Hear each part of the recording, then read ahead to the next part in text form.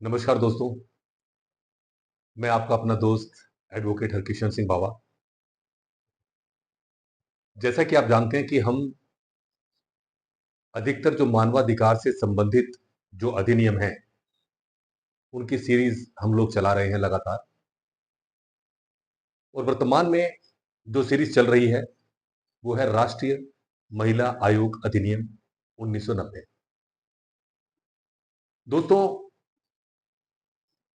पूर्व की वीडियोस में भी मैंने आपको बताया कि ये अधिनियम वो महिलाएं जो पीड़ित हैं, अनेक परेशानियों का सामना कर रही हैं और जेन्युइन है। जेन्युइन मीन टू से दोस्तों, जो इस अधिनियम का सदुपयोग करना चाहती हैं, क्योंकि समाज में हर तरह के लोग होते हैं और एक ही सिक्के के दो पहलू होते हैं दोस्तों। तो मैं उस पहलू की बात कर रहा हूं जिसमें सचमुच वो महिलाएं जिनका उत्पीड़न हो रहा है, जो समस्याओं से घिरी हुई हैं, उनको कोई रास्ता नजर नहीं आ रहा कि वो क्या करें, कैसे करें। तो दोस्तों, उनके लिए जो हमने बात की है, ये अधिनियम राष्ट्रीय महिला आयोग अधिनियम 1990 बहुत ही महत्वपूर्ण है दोस्तों, और उनको न्याय देने में सहायक है। आज हम राष्ट्रीय महिला आयोग अधिनियम 1990 का जो अध्याय 3 है दोस्तों, उसके बारे में बात करने वाले हैं। अध्याय 3 बताता है आयोग के कृत्य, जो कि धारा 10 के अंतर्गत आयोग के कृत्य के अंतर्गत बताया गया है दोस्तों। उपधारा 1 कहती है, आयोग निम्नलिखित सभी या किन्हीं कृत्यों का पालन करेगा, अर्थात बिंदु ए, महिलाओं के लिए संविधान और अन्य विधियों के अधीन उपबंधित रक्षोपायों से संबंधित सभी विषयों का अन्वेषण और परीक्षा करना। बिंदु बी कहता है दोस्तों, उन रक्षोपायों के कार्यकरण के बारे में प्रति वर्ष और ऐसे अन्य समयों पर जो आयोग ठीक समझे केंद्रीय सरकार को रिपोर्ट देना। अब देखिए दोस्तों, बिंदु बी में केंद्रीय सरकार की भूमिका को बहुत महत्वपूर्ण बताया गया है, क्योंकि संविधान के अंदर यदि हम बात करते हैं संसद की, तो संसद में सबसे मुख्य तौर पर जो जीतता है वो केंद्रीय सरकार के अंतर्गत माना जाता है, और केंद्रीय सरकार को रिपोर्ट देना माननीय आयोग की एक जिम्मेदारी है दोस्तों। अब दोस्तों बात करेंगे बिंदु सी की। ऐसी रिपोर्टों में महिलाओं की दशा सुधारने के लिए संघ या किसी राज्य द्वारा उन रक्षोपायों के प्रभावी क्रियान्वयन के लिए सिफारिशें करना।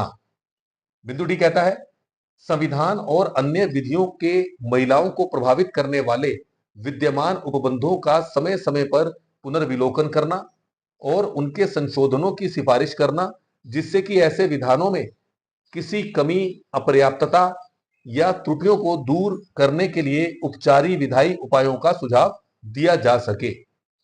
बिंदु ये कहता है, संविधान और अन्य विधियों के उपबंधों के महिलाओं से संबंधित अतिक्रमण के मामलों को समुचित प्राधिकारियों के समक्ष उठाना। ये देखिए दोस्तों, बहुत महत्वपूर्ण है दोस्तों कि जो विधियां बनी हैं महिलाओं से संबंधित, उनको लेकर के जो समुचित प्राधिकारी हैं वहां तक उन मामलों को पहुंचाना माननीय आयोग की एक जिम्मेदारी है, ताकि समाधान निकल सके। बिंदु एफ कहता है दोस्तों, निम्नलिखित से संबंधित विषयों पर शिकायतों की जांच करना और स्वप्रेरणा से ध्यान देना। अब देखिए, जो भी संबंधित विषय होंगे उनकी शिकायतों की जांच करके और स्वप्रेरणा से ध्यान देना भी माननीय आयोग की एक महत्वपूर्ण जिम्मेदारी है। बिंदु एक कहता है एफ का दोस्तों, महिलाओं के अधिकारों का वचन। बिंदु दो, महिलाओं को संरक्षण प्रदान करने के लिए और समता तथा विकास का उद्देश्य प्राप्त करने के लिए भी अधिनियमित विधियों का अक्रियान्वयन। तो यानी कि दोस्तों, बिंदु एफ में महिलाओं से संबंधित महत्वपूर्ण बातें बताई जा रही हैं दोस्तों। और दोस्तों, बिंदु तीन कहता है, महिलाओं की कठिनाइयों को कम करने और उनका कल्याण सुनिश्चित करने तथा उनको अनुतोष उपलब्ध कराने के प्रयोजनार्थ नीतिगत विनिश्चयों मार्गदर्शक सिद्धांतों या अनुदेशों का अनुपालन और ऐसे विषयों से उद्भूत प्रश्नों को समुचित प्राधिकारियों के समक्ष उठाना। यानी कि दोस्तों आप ये देखिए कि जो बिंदु एच है उसमें एक बात बता दी गई है कि महिलाओं के अधिकारों के लिए, उन्हें आर्थिक रूप से सशक्त करने के लिए, उनकी समस्याओं के समाधान के लिए जो संबंधित जो अधिकारीगण हैं या संबंधित जो डिपार्टमेंट्स हैं वहां तक उनकी समस्याओं को पहुंचाने की जिम्मेदारी माननीय आयोग लेता है। अब दोस्तों बात करेंगे बिंदु जी की। महिलाओं के विरुद्ध विभेद और अत्याचारों से उद्भूत विनिर्दिष्ट समस्याओं या स्थितियों का विशेष अध्ययन या अन्वेषण कराना और बाधाओं का पता लगाना जिससे कि उनको दूर करने की कार्य योजनाओं की सिफारिश की जा सके। और दोस्तों बिंदु एच कहता है संवर्धन और शिक्षा संबंधी अनुसंधान करना जिससे कि महिलाओं का सभी क्षेत्रों में सम्यक प्रतिनिधित्व सुनिश्चित करने के उपायों का सुझाव दिया जा सके और उनकी उन्नति में अड़चन डालने के लिए उत्तरदायी कारणों का पता लगाना जैसा कि आवास और बुनियादी सेवाओं की प्राप्ति में कमी, उबाऊपन और उपजीविका जन्य स्वास्थ्य परिसंकटों को कम करने के लिए और महिलाओं की उत्पादकता की वृद्धि के लिए सहायक सेवाओं और प्रौद्योगिकी की अपर्याप्तता। यानी देखिए दोस्तों, महिलाओं को सशक्त करने के लिए उनकी समस्याओं के लिए कितना बेहतरीन बिंदु एच भी तैयार किया गया है। और दोस्तों बिंदु आई कहता है महिलाओं के सामाजिक आर्थिक विकास की योजना प्रक्रिया में भाग लेना और उन पर सलाह लेना। बिंदु जे कहता है संघ और किसी राज्य के अधीन महिलाओं के विकास की प्रगति का मूल्यांकन करना। बिंदु के कहता है किसी जेल, सुधार गृह, महिलाओं की संस्था या अभिरक्षा के अन्य स्थान का जहां महिलाओं को बंदी के रूप में या अन्यथा रखा जाता है निरीक्षण करना या करवाना और उपचारी कार्रवाई के लिए यदि आवश्यक हो संबंधित प्राधिकारियों से बातचीत करना। देखिए दोस्तों बिंदु के भी कितना महत्वपूर्ण है। जो महिलाएं जेल में बंदी के रूप में रहती हैं उनको रखा गया है, उनकी समस्याओं को भी मद्देनजर रखता है माननीय आयोग। यानी कि महिलाओं को देखिए कितना ध्यान रखने वाला ये एक अधिनियम है। अब दोस्तों बात करेंगे बिंदु एल की। बहुसंख्यक महिलाओं को प्रभावित करने वाले प्रश्नों से संबंधित मुकदमों के लिए धन उपलब्ध कराना। बिंदु एम कहता है महिलाओं से संबंधित किसी बात के और विशिष्टतया उन विभिन्न कठिनाइयों के बारे में जिनके अधीन महिलाएं कार्य करती हैं सरकार को समय समय पर रिपोर्ट देना। बिंदु एन कहता है कोई अन्य विषय जिसे केंद्रीय सरकार उसे निर्दिष्ट करे। और दोस्तों उपधारा 2 कहती है केंद्रीय सरकार उपधारा 1 के खंड बी में निर्दिष्ट सभी रिपोर्टों को संसद के प्रत्येक सदन के समक्ष रखवाएगी और उसके साथ संघ से संबंधित सिफारिशों पर की गई या की जाने के लिए प्रस्तावित कार्रवाई तथा यदि कोई ऐसी सिफारिशें अस्वीकृत की गई हैं तो अस्वीकृति के कारणों को स्पष्ट करने वाला ज्ञापन भी होगा। तो दोस्तों आप ये देखिए उपधारा 2 में भी केंद्रीय सरकार की भी एक महत्वपूर्ण भूमिका बताई गई है। और दोस्तों अब हम बात करेंगे उपधारा 3 की।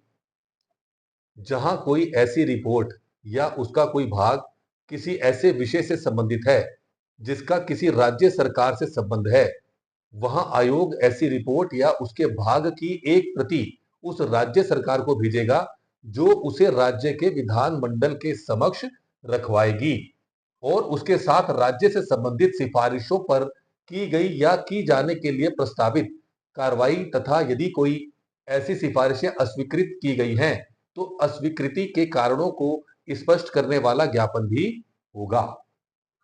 दोस्तों उपधारा 4 कहती है आयोग को उपधारा 1 के खंड ए या खंड एफ के उपखंड 1 में निर्दिष्ट किसी विषय का अन्वेषण करते समय और विशिष्टतया निम्नलिखित विषयों के संबंध में वे सभी शक्तियां होंगी जो वाद का विचारण करने वाले सिविल न्यायालय की हैं अर्थात बिंदु ए भारत के किसी भी भाग से किसी व्यक्ति को समन करना और हाजिर कराना तथा शपथ पर उसकी परीक्षा करना।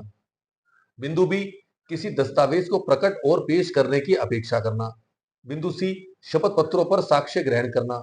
बिंदु डी किसी न्यायालय या कार्यालय से किसी लोक अभिलेख या उसकी प्रतिलिपि की अपेक्षा करना।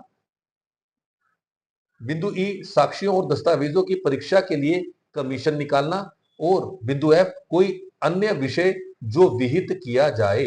यानी कि दोस्तों, अगर हम बात करते हैं अध्याय 3 की, आयोग के कृत्य, अब दोस्तों इसमें समझने वाली, जानने वाली महत्वपूर्ण बात यह है कि ये जो कृत्य किए जाएंगे, इन सब कृत्यों में यदि महिलाओं के अधिकारों का वायलेशन होता है, उनका उत्पीड़न होता है, तो माननीय आयोग अनेक तरह के कार्य कर सकता है जिससे कि उन महिलाओं को न्याय मिल सके, या उनकी जो समस्याएं हैं उसको संबंधित एक सही प्लेटफॉर्म तक पहुंचाया जा सके। तो दोस्तों मैं यही कहना चाहूंगा, हमारी ये जो सीरीज है, राष्ट्रीय महिला आयोग अधिनियम 1990, तो दोस्तों इसका अध्याय 3 आज हमने संपूर्ण किया है। और मैं दोस्तों यही कहना चाहूंगा कि आप सबका प्रेम, आप सबका स्नेह मुझे निरंतर मिल रहा है। इस नाते मैं आपसे एक और रिक्वेस्ट यही करूंगा कि मिशन लीगल अवेयरनेस जो हमारा चल रहा है, इसको जन जन तक पहुंचाएं दोस्तों। और हमारा चैनल एडवोकेट हरकिशन सिंह बाबा को आप स्वयं भी सब्सक्राइब करें, इसको शेयर करें, इसको लाइक करें दोस्तों। कोई आपकी क्वेरी है, इस पे आप कमेंट करें, मैं यथासंभव प्रयास करूंगा आपकी हर समस्या का समाधान हो सके दोस्तों। अब दोस्तों आपने हमारी वीडियो को बहुत ध्यान से देखा, थैंक यू सो मच। जय हिंद, जय भारत, जय उत्तराखंड।